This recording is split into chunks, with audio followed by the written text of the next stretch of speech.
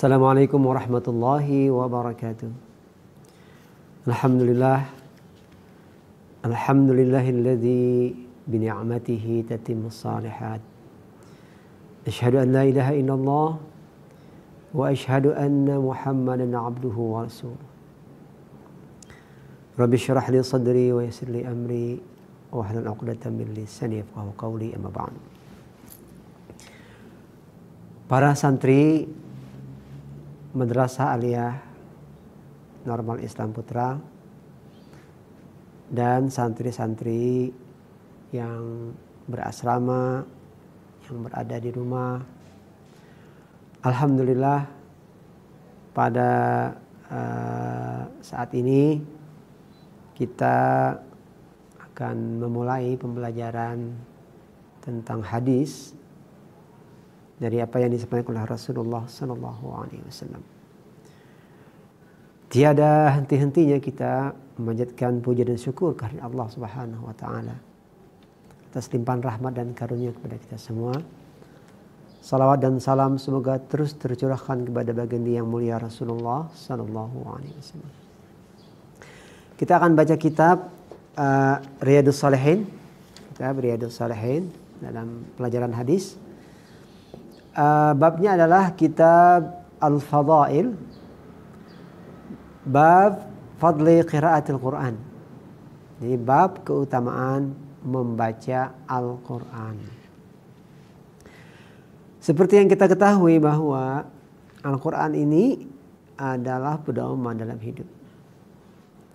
Dan nanti kalau kita suatu saat telah berada di alam kubur, malaikat akan nanya,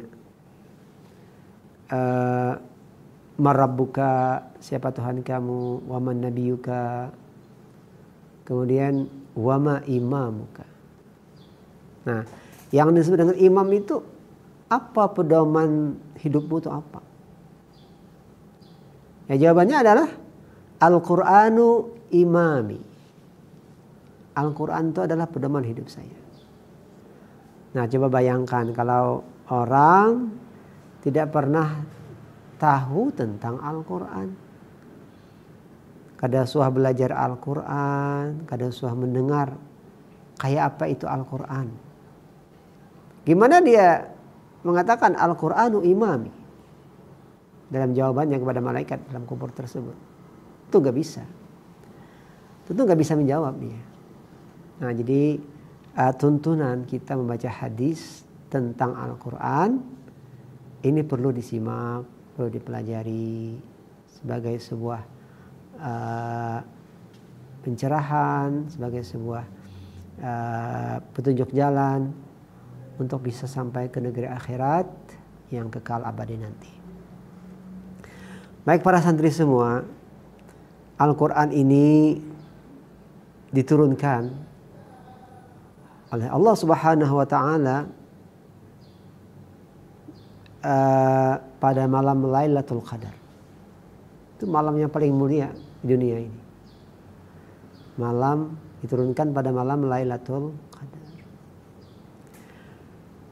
Diturunkan kepada Nabi yang paling mulia, Rasulullah Sallallahu Alaihi Wasallam. Dibawa wahyunya ini oleh malaikat yang paling mulia, Jibril alaihissalam. Diturunkan juga ke sebuah tempat yang paling mulia di atas bumi ini, di Mekah, Makkah Al-Mukarramah. Nah, barang siapa yang bisa berinteraksi dengan Al-Quran, barang siapa yang menjadikan Al-Quran bagian dari hidupnya, dia akan menjadi orang yang paling mulia juga. Kan kitab mulia, diturunkan pada malam yang sangat mulia, kepada Nabi yang sangat mulia, oleh malaikat yang sangat mulia, di tempat Buq'ah Syarifah di Mekah, tanah yang paling mulia. Barang siapa bersentuhan dengan Al-Quran, dia bisa baca Al-Quran, dia mengetahui fadail Al-Quran, dia akan menjadi orang yang paling mulia juga. Ini adalah sebuah kehormatan yang Allah berikan kepada umat Rasulullah Sallallahu Alaihi Wasallam. Baik, Hadis yang pertama di kitab Riyadhus Shalihin. Nanti anak-anak yang di rumah dimanapun berada, buka kitab Riyadhus Shalihin, ini kitabnya di halaman 430 kalau buku ini. Boleh juga dengan kitab Nuzhatul Muttaqin dan sebagainya. Oke lah, yang jelas babnya adalah bab fadlu qiraatil Quran. Baik. Hadis pertama, ya hadis-hadis yang ini banyak, bisa kita ambil beberapa hadis yang kita anggap penting. Ya, walaupun yang lain juga penting, cuman dalam waktu yang sangat singkat pembelajaran kita ini, mungkin belajar kita ini karena banyak pelajaran, ya hampir mungkin 2 minggu sekali belajar gitu, dalam satu paknya itu. Jadi ya kita ambil beberapa yang kita anggap penting. Baik, hadis pertama an Abi Umamah radhiyallahu anhu qala Rasulullah sallallahu alaihi wasallam, atau dia mengatakan sami'tu Rasulullah sallallahu alaihi wasallam yaqul, kata Abi Umamah radhiyallahu anhu, beliau mengatakan saya mendengar Nabi pernah mengatakan, Nabi pernah bersabda, Iqra'ul Qur'ana fa innahu ya'ti yaumal qiyamati syafi'an li ashabihi, rawahu Muslim. Kata Rasul, baca Al-Quran, dibaca. Bab Al-Quran itu akan datang di hari kiamat nanti dan akan memberi syafaat kepada para pembacanya, akan menolong para pembaca-pembaca Al-Quran. Hadis ini diriwayatkan oleh Imam Muslim, hadisun sahih. Nah jadi mungkin suatu saat di hari kiamat kita sedang dalam keadaan yang sangat susah sekali, dalam keadaan yang sangat tidak terbayangkan, tiba-tiba datang Al-Quran, memohon kepada Allah, dia memberi syafaat. Syafaat itu artinya pertolongan.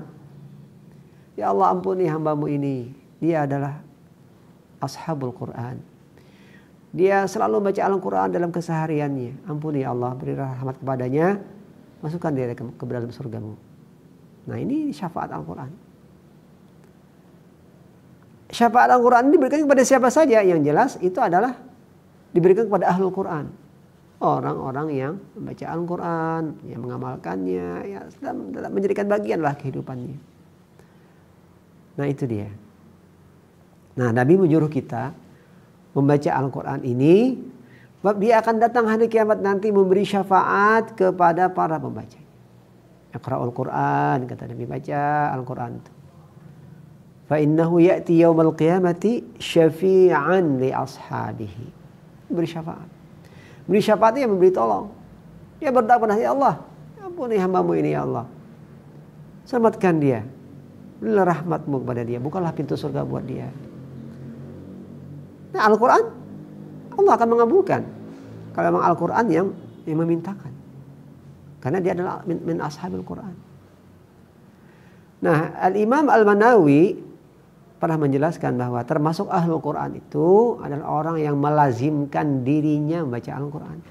Jadi jangan cuma baca Quran itu bahan ingat, baca ada ingat kada, jangan. Terjadwal seharusnya. Terjadwal seharusnya kalau kita ingin menjadi ashabul Quran.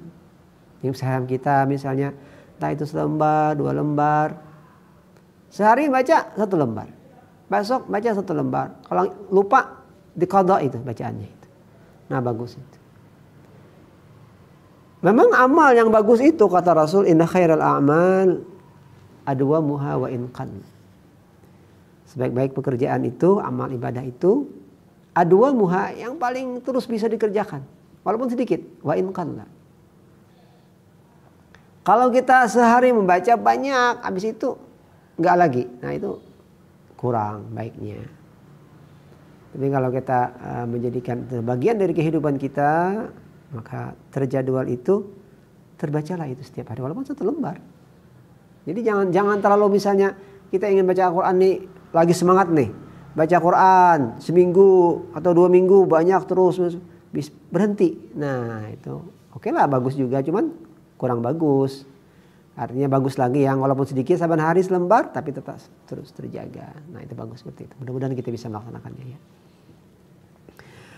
Jadi anak-anak santri semua, apalagi santri raha, jangan sampai di antara santri ini ada yang kada bisa membaca Al-Quran. Masya Allah, rugi.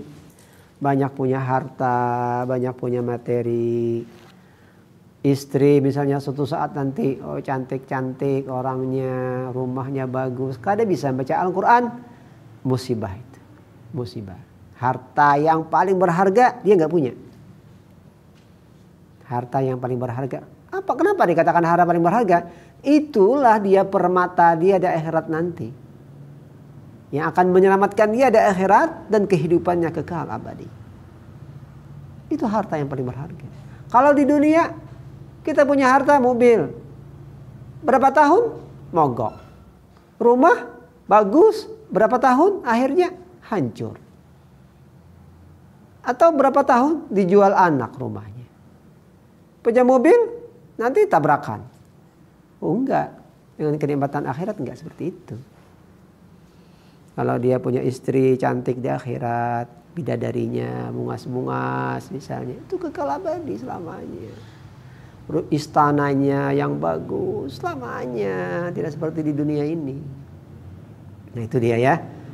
Jadi santri raha, baik dia asal belajarnya tuh dari sekolah umum atau dari sekolah agama pesantren yang umum, apalagi benar-benar harus belajar Al-Quran, bisa membaca. Kalau nggak bisa membaca, terus membaca apa di Al-Quran? Salah-salah membacanya. Oke, pemulaan nggak apa-apa, harus belajar terus ditahsin bacaannya, supaya itu menjadi bagian dari kehidupan kita. Yang masuk di raha, tentu kalian harus benar-benar bisa baca Al-Quran. Nah, itulah manfaat kalau kita memang belajar sungguh-sungguh bisa membaca Al-Quran, menjadi buah hasil yang bermanfaat, utamanya untuk kehidupan akhirat nanti. Itu hadis pertama. Jadi hadis pertama itu qauluhu sallallahu alaihi wasallam, iqra'ul Quran, biar Nabi. Baca itu Al-Quran. Fa innahu ya'ti yaumal qiyamati syafi'an li ashabihi. Dia akan datang di hari kiamat nanti dan akan memberi syafaat kepada para pembacanya. Hadis riwayat Bukhari, hadis riwayat Muslim, hadis yang sahih. Baik, hadis yang kedua, an Nawas ibn Sam'an radhiyallahu anhu qala sami'tu Rasulullah sallallahu alaihi wasallam yaqul yu'ta yaumil qiyamati bil Qur'an wa ahlihi alladzina kanu ya'malunahu bihi fid dunya taqdumuhu suratul Baqarah wa Ali Imran tuhajani an sahibihima, rawahu Muslim. Dari An-Nawas Ibnu Sam'an radhiyallahu anhu berkata, saya katanya mendengar. Jadi Nawas Ibnu Sam'an ini mengatakan, saya mendengar katanya Rasulullah SAW itu pernah bersabda, pernah mengatakan, yu'ta yaumul qiyamati bil Qur'an, akan didatangkan hari kiamat itu dengan Al-Quran, wa ahlihi, dan orang-orang yang membacanya, orang-orang yang mengamalkannya, orang-orang yang menjadikan Quran itu bagian dari kehidupannya. Alladzina kanu ya'malunahu bihi fid dunya. Ya, Al-Quran itu dia laksanakan sebisa dia di dunia itu. Taqdumuhu suratul Baqarah wa Ali Imran. Jadi hari kiamat itu nanti ini orang-orang yang membaca Al-Quran itu didatangkan bersama Al-Quran. Di depan mereka itu ada surat Al-Baqarah dan Ali Imran. Jadi ibarat mengawal nih. Surat Al-Baqarah dan Ali Imran itu berada di depan mereka, mengawal mereka di akhirat. Tuhajani an sahibihima, berhujjah. Kalau ada yang mau menyiksa, wah ini adalah ashabul Quran, jangan disiksa, dia malawanakanlah bahasa kita itu. Berhujjah untuk kita dia. Sampai orang itu bisa masuk surga. Nah, itu kelebihan buat ashabul Quran. Orang-orang yang sering sekali membaca surat Al-Baqarah dan Ali Imran. Nah, ini fadilah surat Al-Baqarah dan surat Ali Imran. Artinya surat ini akan menolong orang, akan membantu orang yang membacanya hari kiamat nanti dia akan berhujjah untuk membantu para pembacanya itu sampai orang itu bisa masuk surga. Nah, ini adalah fadilah di antara surat Al-Baqarah dan surat Ali Imran. Nah, jadi hadis ini yu'ta yaumul qiyamati bil Qur'an wa ahlihi, didatangkan hari kiamat itu Al-Qur'an dengan orang-orang yang membacanya ini, orang yang mengamalkannya itu. Orang yang menjadikan Al-Qur'an itu adalah pedoman hidupnya. Benar-benar berpegang teguh pada Al-Qur'an tersebut. Artinya bisa mengamalkannya sebisanya, dia bisa melaksanakan, membacanya terus. Nah, taqdumuhu suratul Baqarah wa Ali Imran, di depan mereka tuh mengawal surah Al-Baqarah dan Al-Imran, mengawal mereka. Tuhajani an sahibihima. Nah, akan berhujjah melawanakan orang yang membaca surah Al-Baqarah dan Al-Imran ini sampai orang tersebut bisa masuk surga. Nah, ini adalah fadilah dan di antara fadilah surat Al-Baqarah dan surat Ali Imran. Baik para santri semua, saya kira 2 hadis ini dulu yang kita pelajari. Setelah kita sambung pada kesempatan yang akan datang. Kalau ada kesalahan, mohon maaf. Assalamualaikum warahmatullahi wabarakatuh.